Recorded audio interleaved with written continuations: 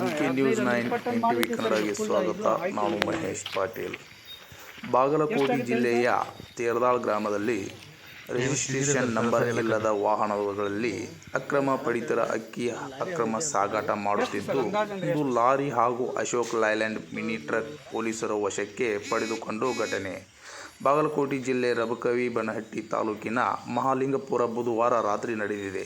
ಮಹಾಲಿಂಗಪುರ ಠಾಣೆ ಪೊಲೀಸ ಖಚಿತ ಮಾಹಿತಿ ಆಧರಿಸಿ ದಾಳಿ ಮಾಡಿ ಮಹಾಲಿಂಗಪುರ ಮಾರ್ಗವಾಗಿ ಚಿಕ್ಕೋಡಿ ಕಡೆ ಹೊರಟಿದ್ದ ವಾಹನ ತಡೆದಿದ್ದಾರೆ. ಸುಮಾರು 10 ಟನ್ಗೂ ಅಧಿಕ ಪಡಿತರ ಅಕ್ಕಿ ಮೂಟೆಗಳನ್ನು ವಶಪಡಿಸಿಕೊಂಡಿದ್ದಾರೆ ಎಂದು ಮಾಹಿತಿ ಲಭ್ಯವಾಗಿದೆ.